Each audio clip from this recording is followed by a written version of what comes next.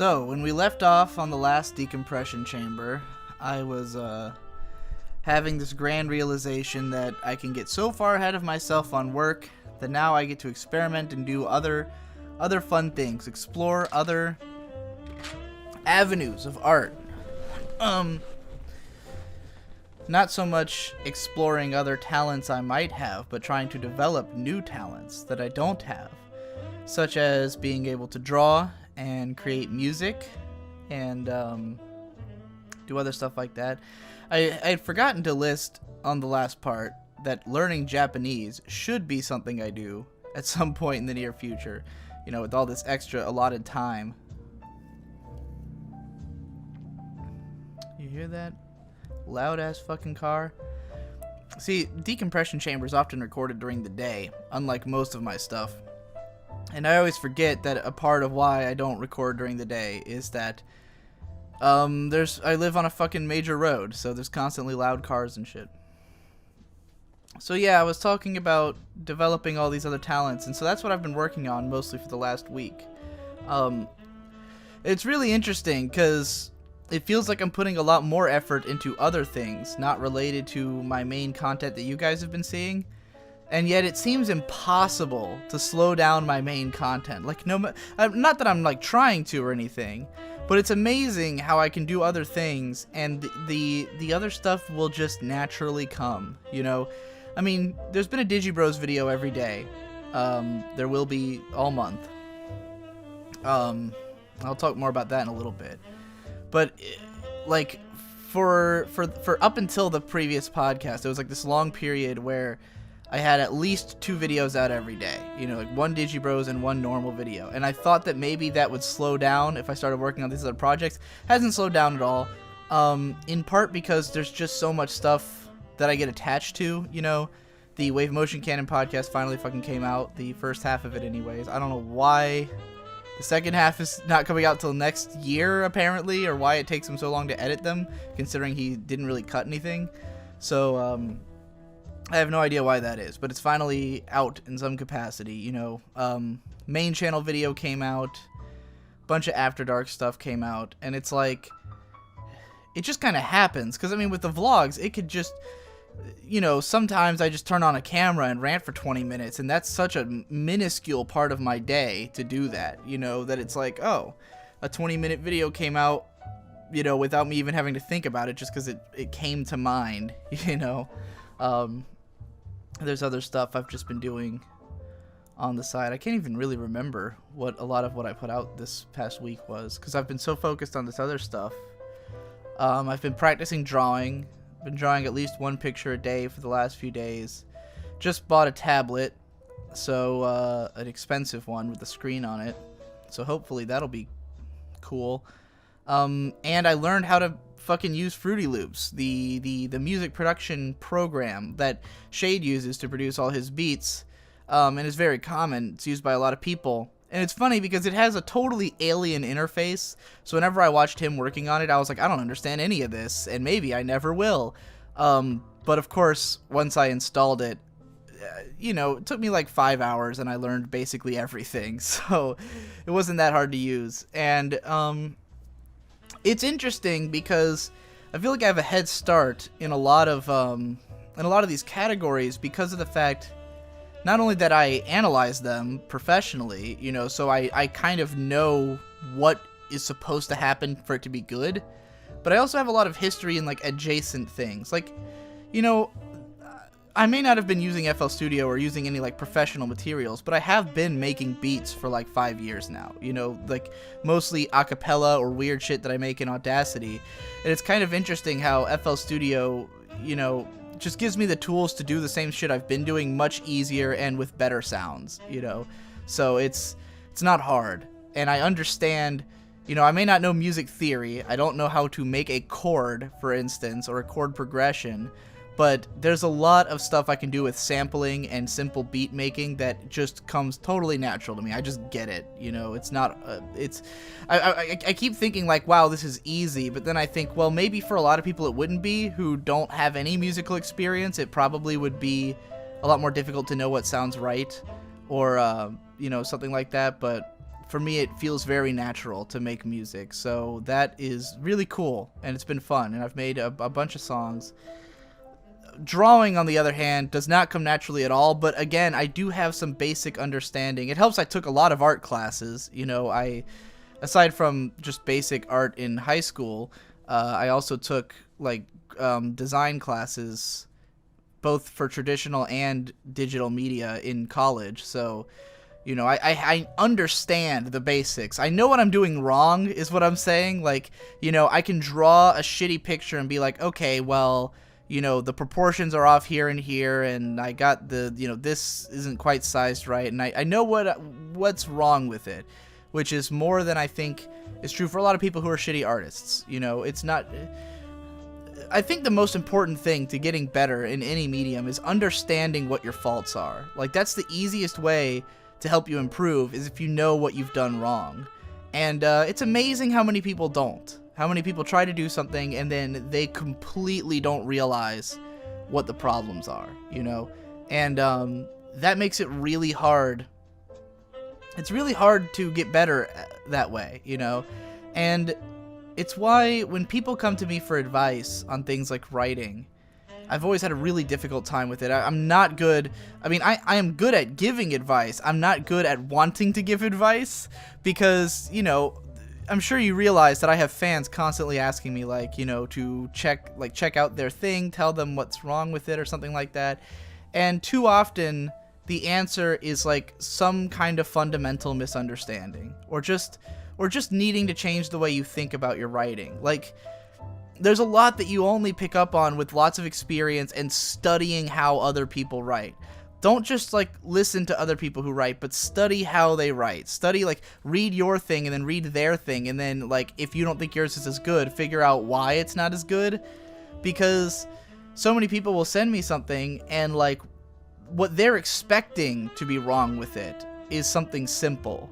But what's actually wrong with it is something fundamental, you know? And that is very difficult to break that news to someone.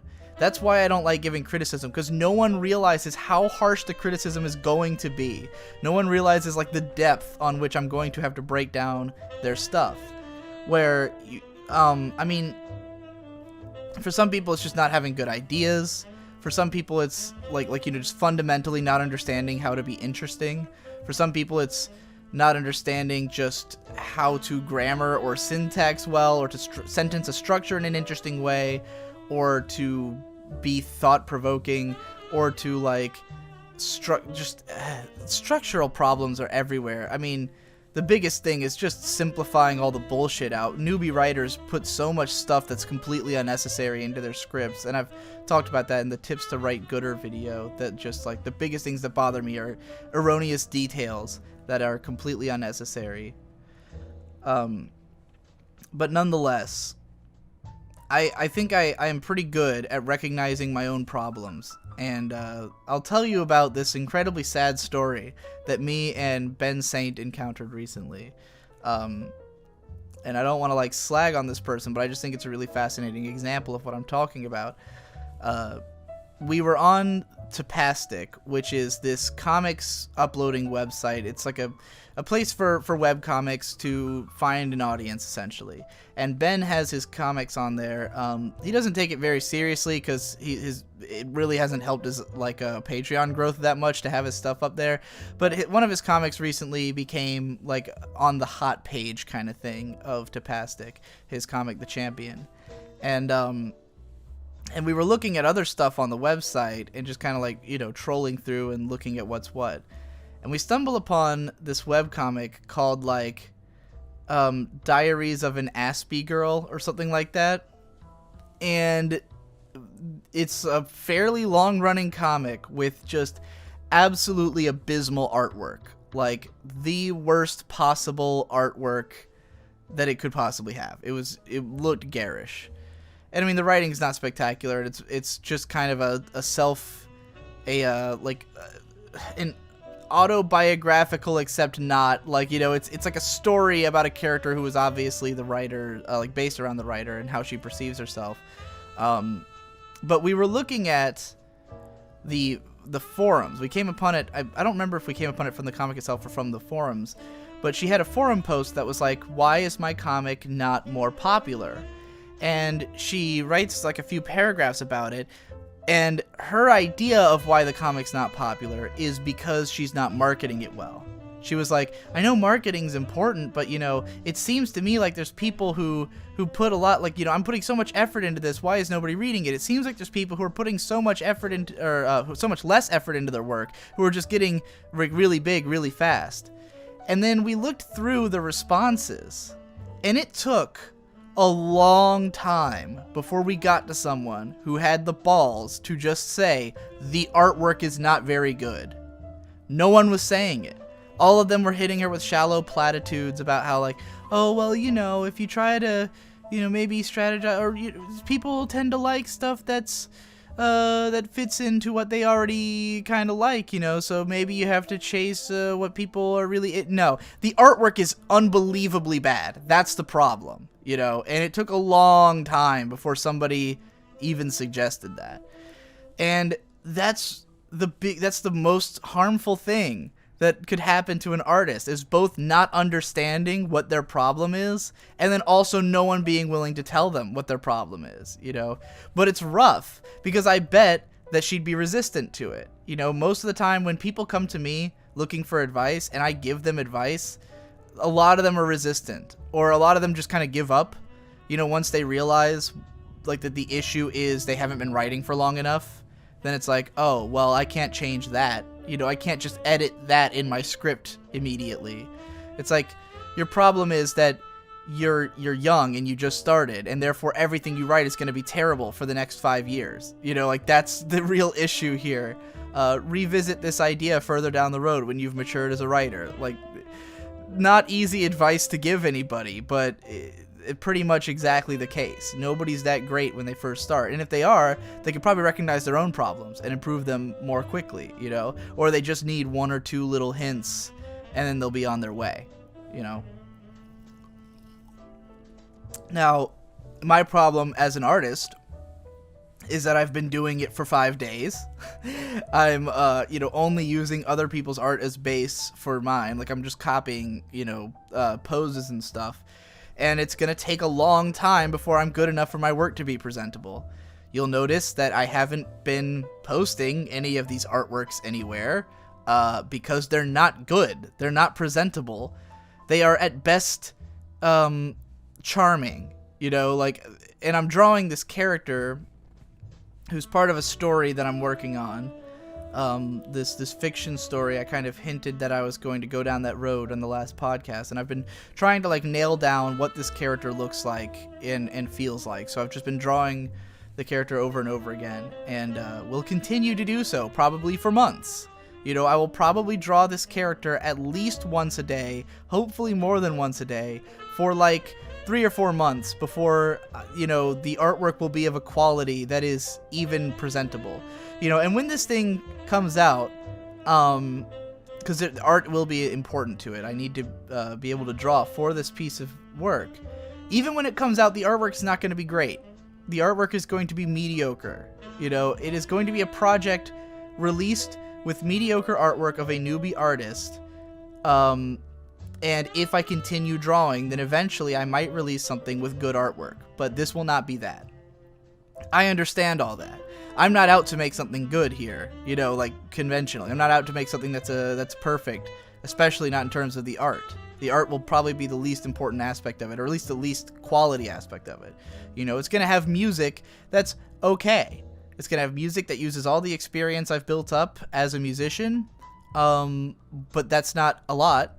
You're not going to hear super memorable chords and melodies that I invented by myself.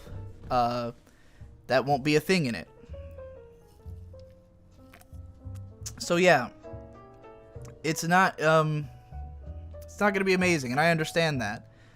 And I wish more people had that level of self-criticism to, instead of asking me what's wrong with their work, just accept that they're not going to make anything good for a while, and they should don't even bother asking me.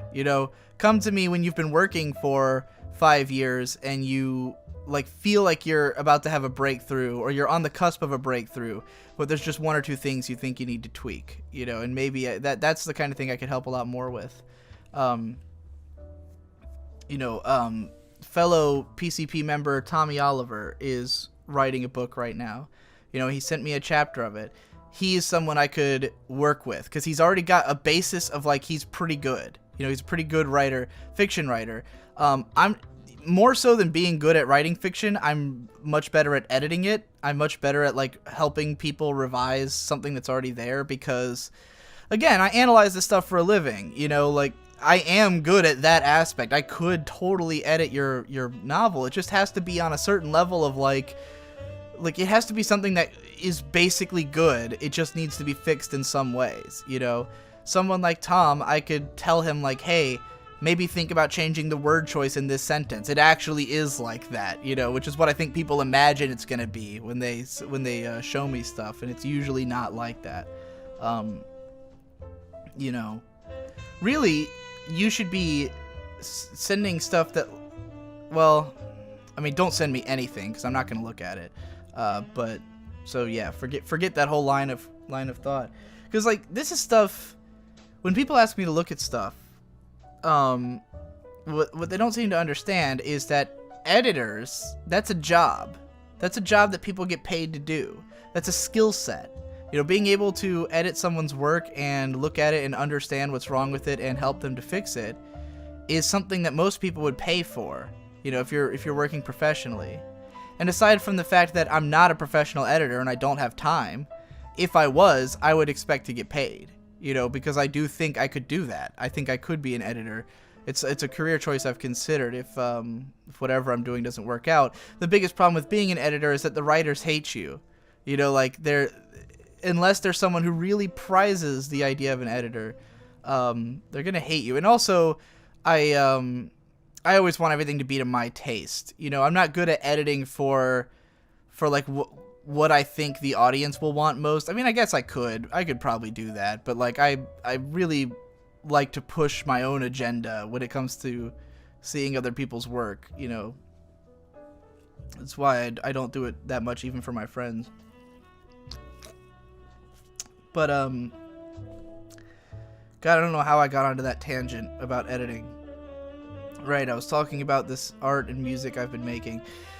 Really surreal experience, though, making things that nobody gets to see again. Like, this is something I've experienced it in the past. Back when I wanted to be a fiction writer, I have all these stories that have never seen the light of day. That, you know, I mean, that fucking novel I wrote back in 2010, nobody had ever read it until, you know, now that people are listening to it and offering comments on the subreddit, which has been great. It's been really fulfilling to finally get people talking about that story. And I might talk about a couple more eventually, though none of them are nearly as written as that one was. God, I've considered even doing an audio version of Cyrano and Purple Steve, which is highly incomplete, but I really like what there is of it. If you don't know what that is, you'll maybe learn eventually. But yeah, what the fuck am I talking about? Holy shit, I've completely lost track of where I was going with that. Oh yeah, making stuff that nobody gets to see. I'm sure most people experience this all the time. Like, if you work on bigger projects or something, or if you're someone who, you know, gets an idea in your head and it doesn't get fully realized until later, then, like, I guess it's pretty common to have these things that they don't get to be seen by anybody. But I've gotten used to this fast-paced, I make something, immediately release it to my audience, immediately get feedback, and it's done.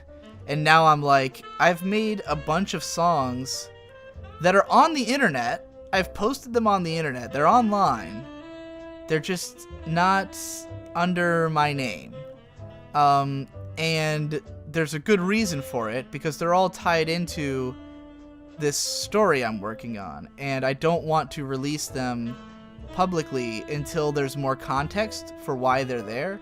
Because if you were to just go and listen to these right now, you'd be like, why? You know, why this song? But if you understand the context of the story and how they're going to be used in the story, then it'll make a lot more sense. So yeah, those won't come out till later. But they're decent. They're decent little songs. I've listened to them, you know, a number of times, not just because I made them, but I think they're kind of neat. They're very simple. But yeah, like, it's interesting to have released content online that nobody's looking at. And I kind of would love for those songs and the account they're associated with to, like, gain some fandom by themselves without me even doing anything. It's impossible, though. Like, there's no way to grow a channel without any word of mouth, without showing it to anybody, you know? So, yeah, I have no idea if that'll even be possible. Most likely nobody's going to see these songs until the work is complete, along with anything else I do for it until then, or these drawings, or anything else I'm doing. So, yeah, it's a weird experience, and it doesn't really show. Because, again, it hasn't taken away from anything. Like, main channel videos aside, you know, I used to be worried that, like, vlogs were going to take away from the main channel. And that didn't, I mean, I guess that happened a little bit back in, like, August when I barely made any videos just because I wasn't up for it. I was, like, way more into the idea of vlogging. I was getting ready for RadCon. I was excited about people moving in. And then, like, that, what I was going to do with vlogging, I kind of lost interest in.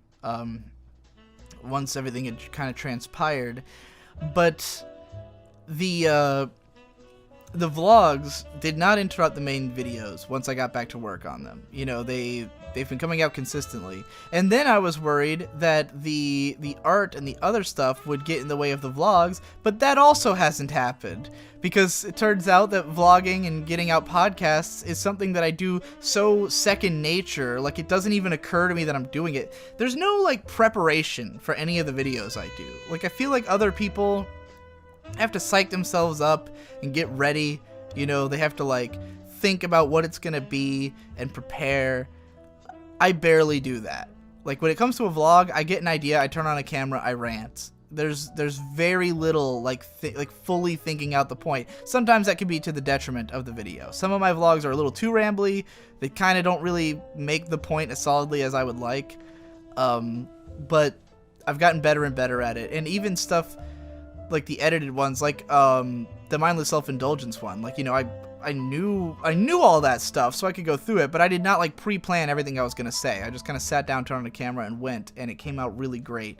And something like Handfuls of Zen has, like, some notes taken, and I had to play through the whole game. But aside from that, you know, didn't take that much thought, because I'm already, again, it's like automatic. So these things just come out as they are, and they're not affected by this other artwork I'm doing, which is really good. That's exactly what I wanted, and it's been great.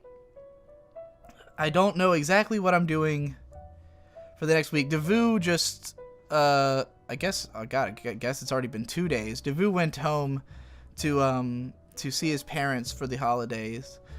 He's not going to be gone that long, though. He like talked them out of making him stay too long. But I gotta have another video written for him probably by the time he gets back, and then start working on possibly building another backlog like I did with November, and just giving myself the agency to do all this stuff, because the story that I'm working on, that I'm doing all these drawings and music for, is the story itself is very small, but the project is big, if that makes sense. Like, you know, one of the fascinating things about art is that the sort of the quality of it, or the amount of it, is not really proportional to how much effort it takes. Like, you can make an analysis video that's like the coolest video that you'll see all year, and that analysis video might only take like 2 days to make. Whereas a chapter of a comic that's like the coolest chapter of a comic you saw all year probably took at minimum a month. You know, probably more than a month, but at minimum a month to make. So it's interesting that, like, the audience reaction to each of those could be about the same. Takes about 15 minutes to watch the video, takes about 15 minutes to read the comic chapter. You know, both of them have a certain level of impact, but one, just by necessity of what it is, took way more effort and time. And I think that's one of the most difficult things for a lot of artists to reconcile with, and it causes a lot of elitism because, you know, in the minds of a lot of artists, they're like, I worked so much harder, I deserve, you know, more reward. But really, the quality of the final product is not all that affected by how much work went into it. You know, I mean, it can be. Sometimes what makes it great is how much work went into it. But it's not the only way to make something good. You can make something good in a million different ways. You can make something great that's spontaneous, you know? A lot of great music is all about improvisation and just having a general understanding of how to perform. And, you know, spontaneity can be amazing for art, but some of it has to take a long time. And it really just comes down to what you like doing.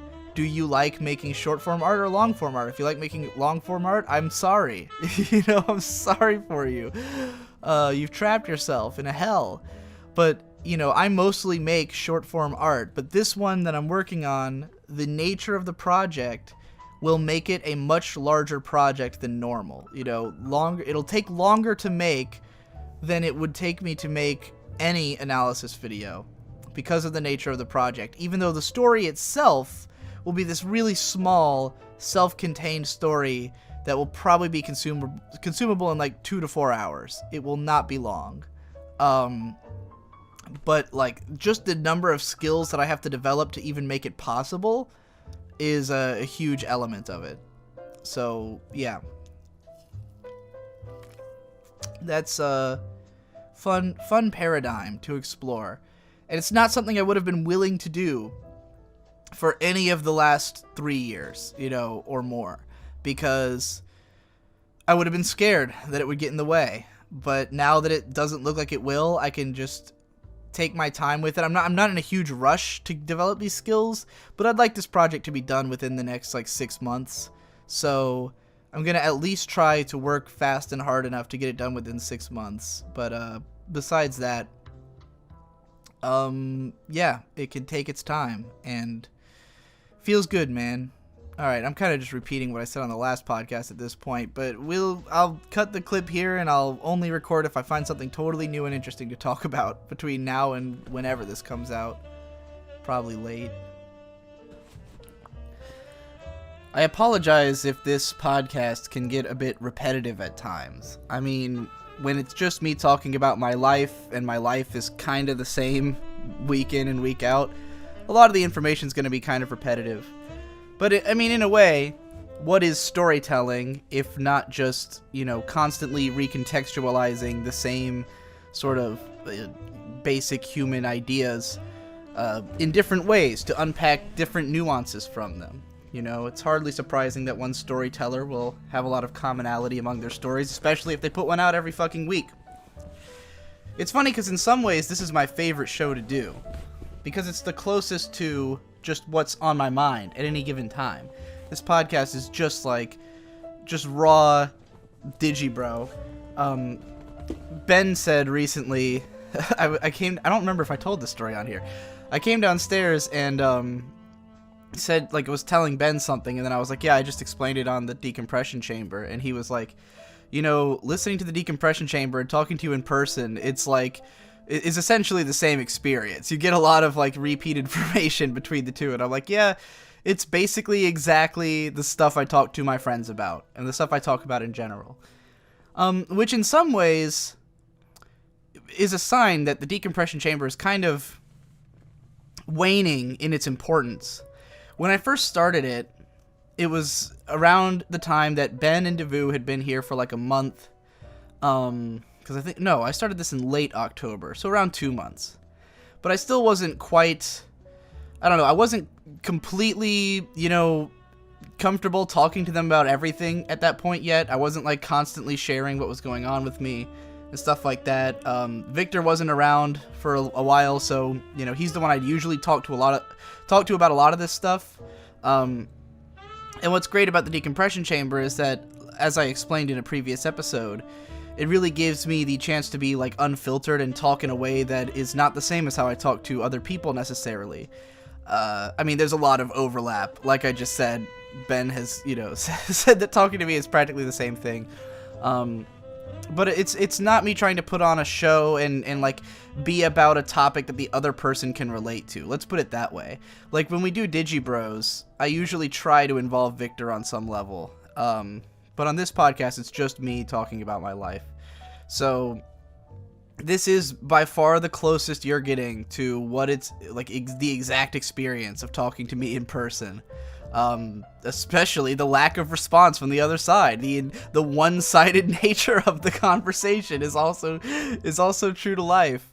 But nonetheless, it is fun to do. And that's kind of what's keeping it going. Like, I don't know that it's a great show or that it has a lot of unique ideas.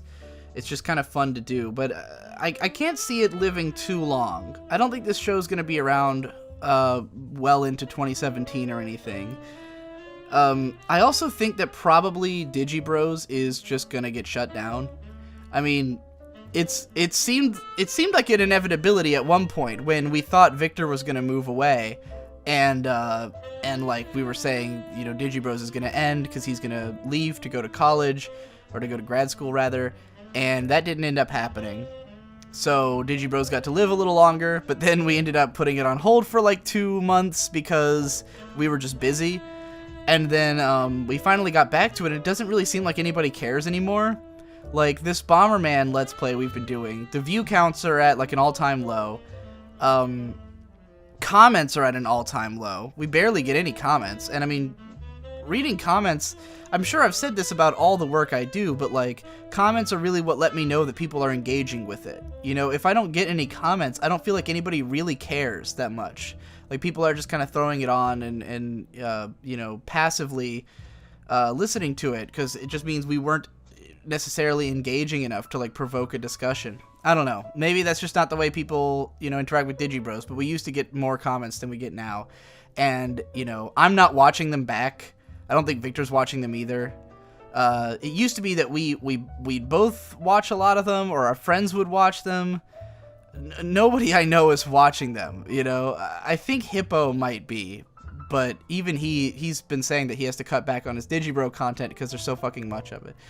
So, yeah, I don't see Digibro surviving because there's not much incentive to do it, and most of the stuff, like, I don't think our discussions have been that great in the Bomberman playthrough, because at this point, I run so many shows where I get out like all the really salient things I want to talk about. Like when Digibros started, I didn't have vlogs coming out all the time. I didn't have you know, 3 fucking podcasts that I'm on. And so it made sense. Like, I had all these backed up topics that I just bust out on the show, and now most of those are things I would make vlogs about, because I do want those things to be out there, and a vlog is just going to perform way better. Like, you know, on some level, it's like I feel bad. Like, you know, Victor said the reason we have nothing to talk about is because you constantly make podcasts and vlogs. And I'm like, yeah, those podcasts and vlogs get way the fuck more views, you know? So it's like the stuff was kind of just exist. Like, we were doing what, for my money, is one of the best Let's Play shows on YouTube. Like, I really think Digibros was one of the strongest Let's Play shows that's ever been. It was basically just a podcast, but a really fun podcast with 2 brothers who, you know, had tons of running gags and fun things to talk about, but it never got any attention. It never grew. It stayed at like this really steady viewer base the whole way through, never grew any bigger. You know, and when it goes away, people aren't that excited when it comes back. You know, when it was gone, people kept asking me about if it was going to come back, but then it came back and no one was like, oh, Digibros, finally! You know, it was just kind of like, oh, yeah, you guys are playing Bomberman, that's cool, you know. And I'm sure if we'd come back with, like, the Dark Souls 3 DLC, people would be more excited. And I keep getting asked, like, why aren't you guys doing the Dark Souls 3 DLC? We didn't want to do it. Like, Victor thought it was too hard, and it's only 1 level, and he was like, let's just wait for all 3 of them to come out, and then we could do all 3, because they're going to make 3 DLCs for the game. But it's like, if people only care about the game and not actually about the show, because the game is fucking completely inconsequential on Digibros. It's just a podcast show, you know? And it used to have all these really interesting topics that to me were like, these should be on a bigger stage. Like, this is such a good podcast show. And that's why we did like the Digibros Discuss Berserk video, which got huge. That video really took off. And that was a discussion that would have happened on Digibros. Like, we were going to talk about that. And then I said, why don't we just make this its own video? And people probably love it. And they did. We did the same thing with the Ghostbusters podcast, which, was somewhat successful. It was not that great because I was a total asshole and played devil's advocate the whole time. But those are shows that I knew had potential to gain some kind of, attraction where Digibros was not gaining any. And at this point, it's like, now that I'm taking all the best stuff, that like the stuff that made Digibro great, now that I'm taking those discussions out of Digibros and putting them in other places, Digibros itself is not only worse, but even less popular. So doesn't seem like there's much reason to keep it going. I mean, me and Victor, the story is always the same when it comes to just our personal lives. I'm always making videos and he's always struggling to find work. It's always what it's going to be. So at this point, it seems like there's no real reason to keep it running. And there is the Digibro and Others show with Devu, which Devu is way into the idea of doing more Let's Plays. And I think we might continue doing it if he's willing to, like, edit them and stuff. Because for me, it's just a matter of, like, we're going to sit down and play a game and talk for 3 hours. And that's already in itself like a huge time investment of time that I could be spending working on other videos that will be relevant, that will get attention, that will explore the ideas I want to explore, and then after those 3 hours, I have to edit all that and break it up into chunks and post it online, and part of the appeal of Digibros was just that it was a way for me and Victor to hang out. Me and Devu can hang out anytime. We can have these discussions anytime we want. With him, it's just a show we're doing. So there's even less incentive for me to keep it going. But if Devu wants to keep doing it, I mean, I can show up and play a game and talk. That's a huge part of why I still do the pub crawl, is because I don't have to do anything. All I have to do is show up and drink and talk to my friend, and it's the way I keep up with Cider. I don't really talk to him outside the pub crawl except for like a few lines here and there, each week, because I know that we'll catch up on the pub crawl and we'll have all the stuff to say there. So like with Devu, it's like I hang out with him every day. There's not a huge incentive for us to do a show together.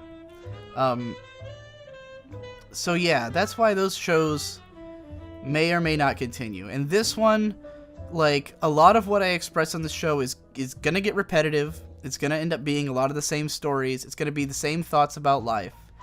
And I'm not dissatisfied with this show's view count at all. I like both the nature of the show and the view count on it, but I would if I get into other stuff and this podcast is in the way, or if this podcast waned a little bit in viewer retention, I'd just cancel it. There's not a huge need for this show to run forever, because it will eventually wear out its welcome.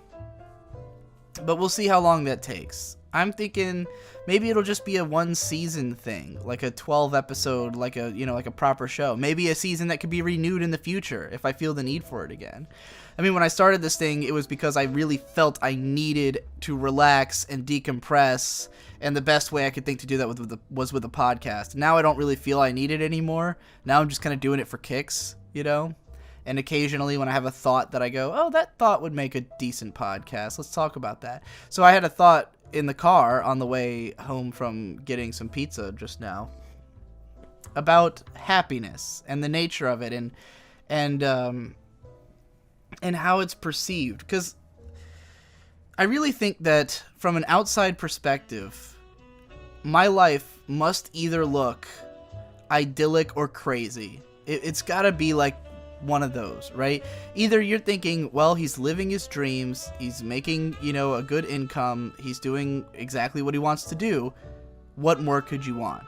Or you think, that's no way to live. Being in your room all day, not talking to anyone, a slave to your work, it can look one way or the other.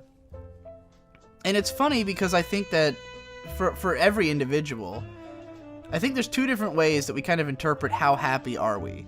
There's comparing to your own life, and then comparing to the social construct, or like what you think happiness is supposed to look like. So for a lot of people, they have a time in their life when they were more happy than they currently are, and that kind of becomes their benchmark. That becomes their baseline. Ben Saint was just talking about this on the latest Procrastinators podcast when he the graduation one, where he was saying that his senior year of college was kind of the good old days, because that was when he was the most socially active, was getting laid all the time, was having a good time. And he was like, when I compare my current self to then, like, there's clearly something missing in comparison. So I must not be as happy as I was then. For me, I've never had a time in my life where I was happier than I am now. There's nothing I have no grounds for comparison. That's why I always tell people that I'm happy. When people ask, I'm like, yeah, things are going great, because I can't even remember things being better than this. But on the social construct level, on the what my vision is of what like my life is supposed to be, I'm not there yet. Because in my vision of what my life is supposed to be, I have a girlfriend or a wife, or maybe even kids. I want to have those things in the future. I want to have a family and my own place, a self-sustained living, which I could afford right now, but to me, it's like that comes later, like, I don't think it's important for me to be self-sustained right now, but it is an eventuality I want. I want to be living in a house with my wife and kid, not with a bunch of roommates, who I work with. I want them to be able to afford their own places. I want all of us to be able to afford our own place and to be stable living, in a neighborhood together, kind of thing. That's my vision of what it would mean to really be happy. Not to say that I'm not happy now, but just that, like, that's the thing that I feel like I'm working towards, and that until I have it, I will never be convinced that this is the right way to live. Even though, for all intents and purposes, like, I'm doing what I want to do. There's nothing bad happening to me right now. There's nothing I'm like struggling with, but there's something I want, and I can't feel satisfied not having it. And the weirdest thing about it is that the thing I don't have is something I have no idea how to get. Like, I think when it came to this whole creative career, for a long time I didn't know how to get it. For a long time I was just sitting around on my ass, like, trying to figure something out. For all those years I spent as a NEET, or in high school or college, wishing I could be. The whole time I was in high school I wanted to drop out. The whole time I was in college I wanted to drop out. Eventually I did. The whole time, for a whole year and a half after that, I spent going, well, you dropped out, you're free, you've got all the time in the world, what are you doing? Where is this going, man? Where are you going with this? Is this gonna happen? Are you gonna do whatever the thing is? And then eventually I figured it out. I found the solution, and then I just worked at it constantly until I was there. And now I'm there, and I'm going, okay, well, I see the next peak. I see the next thing I want. And I do, like, it's not that I don't want more success. I do, and I especially want it for my friends. Like, for Devu. Devu needs more money. If you want to donate to my Patreon, and Devu's pointed this out in the comments on these before. He said, don't let Digi's complacency over money stop you from donating, because I still need money, Devu makes 40% of whatever I make on Patreon. So, if you give me more money, you're also paying him. And because I, A, make a little bit more, and B, I spend less than he does on food, oddly enough. Well, okay, not overall. I spend way more on, like, groceries and shit. I mean, on going out, he spends more on groceries. Okay, never mind. I spend way more money than he does, but I make a little bit more than him on Patreon, and I make ad revenue, and I, make Crunchyroll stuff, and I also, like, just have a big savings, because I save up lots of money. Devu needs money, so, by all means, continue contributing for his sake, and I can also pay more people if I have more money. But for me personally, in, like, terms of what I want out of my life, I'm not, like, hugely trying to get to the next money peak. If I was, you'd know, because my main channel would be bursting at the seams with content about current anime, the way that it was early this year. You know, early this year when I was making videos about Erased and Cabaneri and all that shit, like, and Myriad Colors Phantom World, that was all to grow the channel. You know, that was all, I need more money than I have right now. And then I made that much money and I went, alright, let's do whatever the fuck we want now. Shinbo in the 90s. No one watches it. Don't care. It's happening. You know? Let's make it 16 videos that no one's gonna watch. I don't fucking care. You know, it's for me. But if I did want my channel to grow, I know how to do that. It's easy. You just talk about relevant shit. You know, you just make videos at a quick rate about relevant subject matter. You're done. That's it. You know? Had I covered ReZero properly instead of as a plebe and weeb video, would probably have 5 times the views it has, you know. But I didn't want to do that. I wanted a plebe and weeb. I wanted that show to exist. It does. It's funded for a 2nd season. RadCon's coming in January. Huge deal, you know. So that's not what I'm looking for out of life right now. What I want is the other things. The relationship. The feeling of being on my own to some extent, of like being my own man kind of thing, which I mean I basically am, but I don't know, I want to get out there, you know, a little bit more. And that's the only part that like, if you ask me, are you happy, I'm gonna go, yeah, I'm happy, but I'm not satisfied. You know, and I don't think I ever will be. I don't think anyone ever is. You get to that next peak and you're just going to find something else. You know, there's got to be something else you want. But, so maybe I'm as happy as I ever will be. And that's really the debate that I constantly have with myself. It's like, I tell myself I want these other things, but I'm so convinced that once I get them, it's just going to be about chasing the next high. You know, it's never going to be, oh, I did it. I got it all. Now it's all cool. You know, that day's never coming. It's never coming for anybody. So it's just a fantasy. But I have to, you know, clinging to that's what keeps you going. Because if I just decided, well, this is as happy as I'll ever be, then it's like, what new things can I ever expect to be on the horizon, you know? And I realize these are all kind of cliched sentiments that you've probably heard before, but it's true, you know, and like I said, a story is nothing but sort of a re-encapsulation of the same ideas.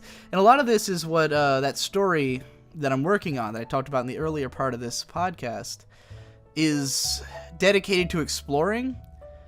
Not in as direct terms as I've painted it, but I honestly think that this story I'm working on is kind of a fictionalization of the Decompression Chamber. It's a similar style of presentation. Well, not of presentation, but of ideas. Like, the kinds of things that the story will be exploring are the same kinds of things that I talk about on this podcast. It's really going to be dedicated to how this character, the main character of the story, like, thinks about their life, and how exploring what is going on in their life and what that ultimately means to them emotionally. And so not like most of what happens in this story is not particularly noteworthy. It's not so much about what happens as what that thing happening signifies about this person's personality, you know? It's not necessarily exciting for me to say, like, I did this thing. But when you think of it in the greater context of, like, how I think about that thing I did, that's where it becomes interesting, if you catch my drift. How about I put it this way? If I say, I watched Kill La Kill and I liked it, not a very interesting sentiment. But if I say I watched Kill La Kill and I liked it because of, you know, how it made me think about something else, then that can be interesting. That's sort of vague, but that's what this story is kind of like. I don't want to give too much away about it, but I think that the audience who will be most primed to understand this game and where it's coming from, did I say game? This thing and where it's coming from, they will be the people who listen to this show. The people who listen to Decompression Chamber will probably most readily get exactly what this game... Blech, why do I keep saying game? They will get exactly what this thing is. Ignore the fact that I said game, because that may be a mischaracterization. Nonetheless, you guys will get it. I'm repeating myself. I should be probably doing something right now. It's very humid in my room. I feel like shit physically, by the way. I'm just gonna talk about that a little bit. For the past week, I felt like garbage. I've been smoking too much. I need to stop again. Because when that whole thing happened with the vape, where I broke the vape, and then I immediately, like, something clicked in my brain when I broke that vape, which it's been fixed now for a while. But when I broke it, something snapped, and the part of me that was like, I'm vaping to quit smoking, just stopped caring. Like, all these years, like 5 years of resistance to smoking full time, 5 years of smoking like once a day, maybe twice, and then quitting if I even get close to 3 times, that part of my brain just died when that vape broke. And I started smoking way more. And even after the vape was fixed, I have continued smoking. And now I am smoking more than I'm vaping. And it's like, it's kind of the point where now it's starting to affect the way my brain feels. And I'm like, okay, hold on, that little worry guy is reforming. The guy who I killed when the vape broke, he's starting to come back to life and realize that this is a problem. I should not be smoking this much. So I'm going to quit that again. That's going to be rough, but, you know, especially because it's going to be rougher than ever before because I've been smoking more than ever before. But it needs to stop. After I finish this pack, I'm going to go to just straight vaping and just... yeah, quit smoking again, because it's starting to affect the way my brain feels. I've also just not been eating well. Me and Ben haven't worked out in like 2 weeks. We just completely dropped the ball on that. It's been raining a lot, and I get headaches when it rains. That's a fucking obnoxious thing. And also, the weather is all the fuck over the place. It got really cold. It had finally gotten like winter cold. And I was like, I had considered stopping smoking then because it got so cold that standing outside sucked. So I was like, well, this is not fun anymore. You know, I'm going to stop doing this. But then it suddenly got fucking way warm. Today it's like 70 or something. It's not even chilly outside. And it's December. So the weather's all over the fucking place. It won't stop raining. It's always wet. I've always got a fucking headache. Yeah, so I have felt physically completely off for like probably 5 or 6 days now, and that fucking sucks. That makes everything else difficult. I mean, thankfully, as I said in the first part of this, I work on such autopilot at this point that I can still get things done. It used to be, there was a time even in my video making career where if I felt off, I could not work, and that was kind of often, you know, like probably at least a day out of every week I just felt not up to life. I just felt like either my stomach hurt, or I had a headache, or I just felt this sort of dysphoria with my own life, like not understanding who I am or why I'm here. And in that mood, I'm not good at creating things. But these days, I'm just so used to it that nothing can stop me. I mean, the last like 3 days, all 3 of those days individually, I thought, I'm not getting anything done today. I feel sick. And I slept for most of the day. And I still managed to make something because I can't help myself. Like, yesterday I'm like, I feel like shit, I don't want to do anything. I guess I'll just play Sword of Mana. I guess I'll edit this entire Handfuls of Zen video. I guess that's out. And then I went and passed out, like, immediately afterwards. I think I passed out listening to it. I think I put it on and did not survive the whole video. It was either that or something else that I listened to in the same way. I think it was that. I think I passed out listening to Handfuls of Zen. Gross. I feel terrible. But, you know, doesn't affect you guys. You still get content. And here's another thing. Please, guys, don't do this thing where you try to extrapolate more psychoanalysis out of the things I've said than what I've already presented. Because these shows I do, this is already a psychoanalysis of myself. And I've already come to conclusions about myself, and I'm presenting them here. And then I'll get people who comment things that kind of like take it a step further, but that's not how I feel. Like, I've already taken it as far as it can go. You know, this is already a full-blown examination of how I feel.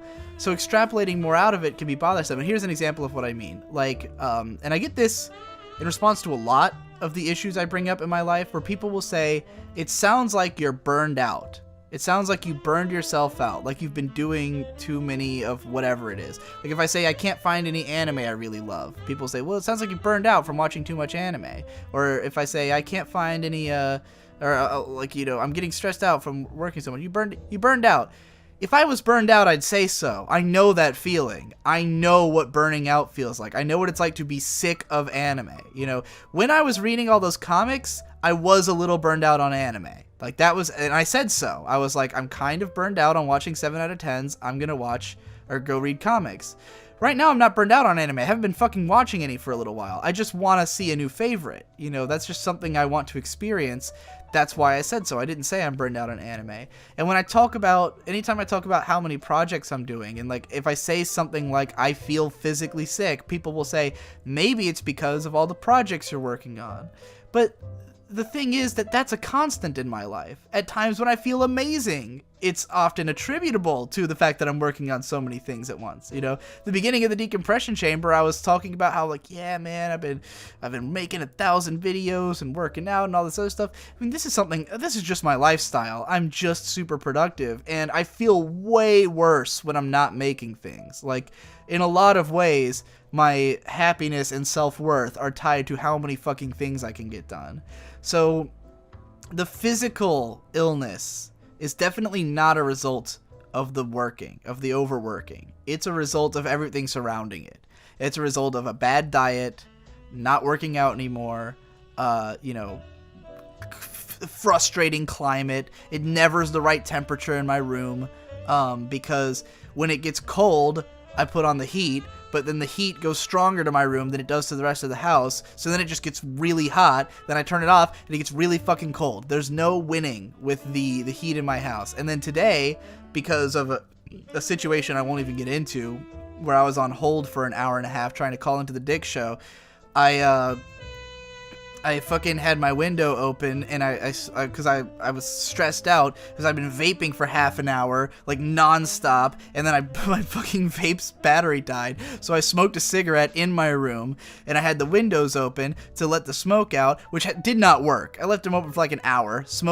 Room's still full of smoke, and it's humid as shit because I had the window open and it's been raining, so now I've got like maximum humidity in here. So that's why I feel physically wrong. You know, it has nothing to do with the work. It's the work environment. It's how I treat myself and my body and how the weather treats me. You know, those are the reasons I feel sick. So I know that people worry about me sometimes, and sometimes that's okay.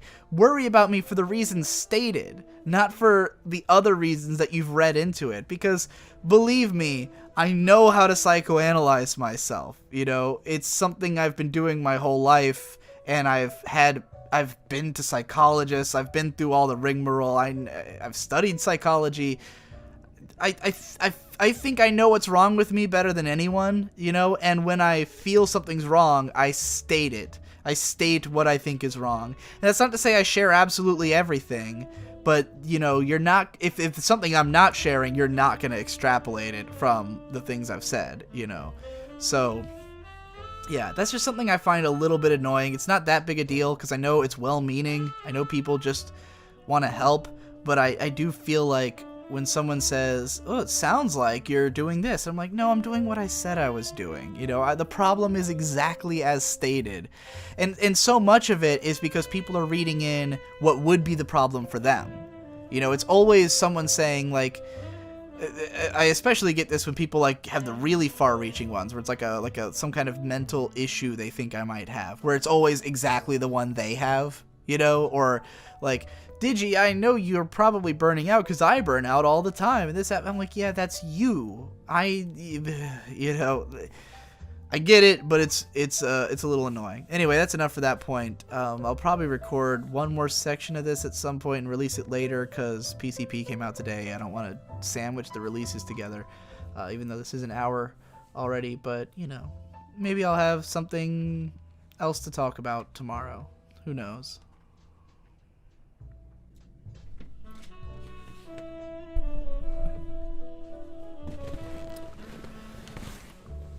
Oh, baby.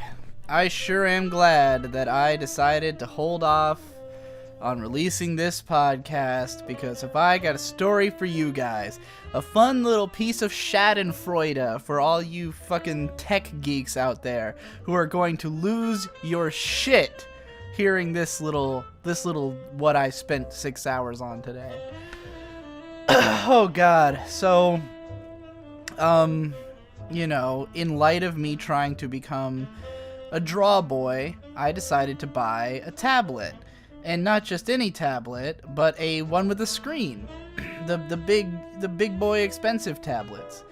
You know, I had a Wacom Bamboo that I bought way back in, like, when I worked at Target. It was one of the first things I bought, because when I first started making videos for YouTube, I thought I was going to teach myself to do animations because I wanted to be Egoraptor and do sequelitis.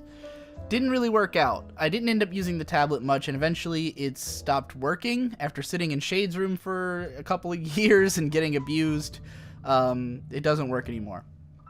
So I decided I wanted to buy one of these ones with the screen, partly because fellow PCP member Tom, who runs the Rebel Pixels channel, has been doing all these videos on Cintiq alternatives, all these, you know, tablets with screens that are that don't cost as much. So he just put out a holiday buyer's guide. His mid-range one was the D13, the Artisan, and so I bought one for $500. And it showed up. It's fucking massive. It's way bigger than I thought it was gonna be. It's beautiful. So I decided to try and hook it up. Now, the Artisan, it has this driver. You know, you have to install a driver to make it work. But the driver will not install unless you don't have any other tablet drivers on your computer. So I'm trying to install this driver, and it's not working. It keeps telling me that it's detecting another tablet driver. So I start going... This took hours of going ape shit through my computer trying to find these fucking tablet drivers, because they're not in the uninstall list. They're not in my programs list. I uninstalled drivers for like every device that had ever been plugged into my computer that wasn't currently plugged into it. You know, I went and found all the hidden drivers. I'm saying all this because I know that someone listening who's a tech expert is gonna say, well, did you try this? Did you try that? Yes. I spent hours Googling everything you can possibly do and trying everything. Now, the only thing that's anywhere in my computer that I could find that even resembles a tablet driver is this Windows driver. It's like part of a Windows driver pack, and it says graphics tablet on it. So I was like, okay, this seems to be it. But if you try to uninstall that, it's in the uninstall list, but when you try to uninstall it, it says that it doesn't exist. It says you don't even have this thing on your computer. I don't know why it's listed in the uninstall list, but it claims I don't even have it. And it would give me this error message. You know, I'm searching around. I find other people who've had the same issue, but no one's really resolved it. And I'm looking at all this information about how to uninstall drivers. So what I end up doing is going into the command prompt, getting a drivers list as a text file, fucking, you know, control-Fing my way through there and finding anything that says tablet on it. And there were two different things, but they're both System32 drivers, right? So I go into System32, I learn how to change permissions on files, and I go into the drivers, and I delete two of them. First one, nothing changed. Second one, nothing changes in regards to the tablet, but I now can't connect to the internet. So what I believe I did was I misread the drivers list and uninstalled or deleted some other driver, And of course, I didn't know about system restore before doing any of this, so I didn't set a restore point for my computer, which would have solved this whole problem. Well, at least it wouldn't have solved the weird tablet driver problem, but it would have not made it so I just uninstalled or deleted a System32 file that makes it so I can't connect to the internet, and no one's sure why. And there's no way to replace it or anything. Turns out, manipulating System32 files, such an uncommon occurrence that no one on the internet has help for it. You can't just download System32 drivers and put them on your computer. That's not a thing, apparently. What I start doing is taking all the drivers from my laptop System32, put those on a flash drive, put them all in my computer. Didn't help. This is over the course of hours, by the way. At this point, I've got Shade helping me. Shade's got Windows 7, but even after changing permissions, I can't write any of his system files onto a flash drive for some reason. It won't give me permission. Eventually, I remember, hey, wait a minute. My computer is partitioned between two different solid-state drives. At the time, I'd forgotten the other one was solid-state, but because when my computer was built, it had a 250 gigabyte solid-state drive, and I later wanted to upgrade to a terabyte one. So I've been using the terabyte, but there's a 250 gig one that's still in there, and it still has all the... It's exactly as it was before I bought the new one. You know, we didn't delete anything off of it or anything. Thank God, because originally I was going to format it, and my tech friend was just like, let's not, and you know, just in case something goes wrong, we'll wait a few weeks and then we'll do it. And I never did. So thank fuck I never formatted the other hard drive, because we couldn't just boot for whatever reason. My fucking DOS has a password, and I don't know what it is, and it's not the password of anything else on my computer. So, couldn't get into DOS. So we had to open up the computer and fucking change the damn cords around. All so that I could boot off of my old solid-state drive. And I tried copying the System32 files from the old solid-state to the new one. That didn't work either. Nothing worked. So now my main SSD just can't connect to the internet. And no one knows why. So I'm probably going to have to reinstall Windows on that one, which, you know, I don't want to fucking go to the process of backing up everything and reinstalling Windows now, especially if that doesn't even help the problem, because even after all of this, I never solved the tablet problem. I never solved the issue of it still thinking it has tablet drivers.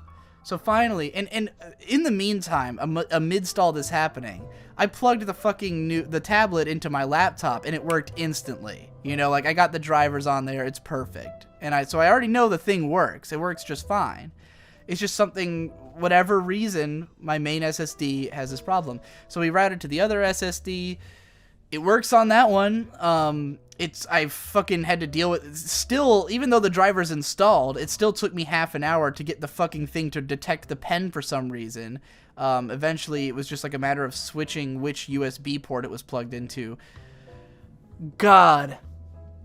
It was a waking nightmare. 6 hours it took before I got this thing working on my computer. And even still, it's at the caveat of I now am just using my old solid-state drive. I now just have... Now the 1 terabyte is the partitioned one, you know.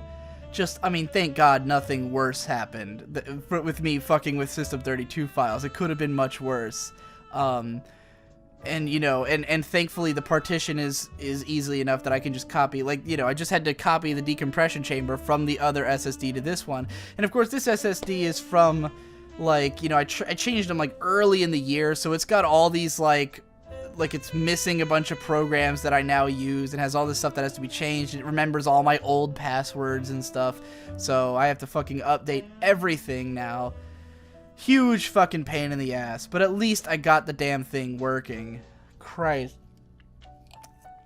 Oh God. I am the biggest idiot in the world. I fucking immediately after I finally got it to work, I rushed out because I was just like fuming. I could not contain my rage at this point, and I was like, I need to eat. I was hungry, had, you know, been sitting there for 6 hours working on this thing. So I immediately went out to Arby's, bought some big ass shit, which was disgusting. I don't know why I did that. Then I had a cigarette. Now I'm having a beer. It's like somehow the fact that I had failed so badly meant I had to continue the failure and just like make it like, if I'm this retarded, I might as well go full in and just eat fast food and smoke a cigarette and have a beer and just destroy myself. I need to die now. Ugh. God.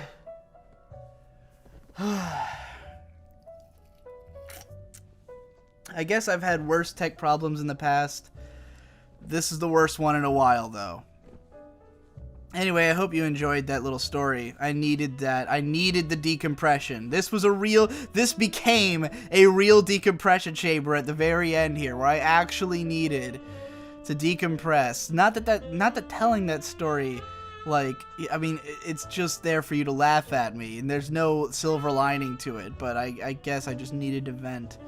And now I'm remembering I can't get drunk yet because I gotta go pick up Devu at the airport in like 4 hours, so I guess I'll just drink half of this beer and leave it around. Oh, see you in the next one.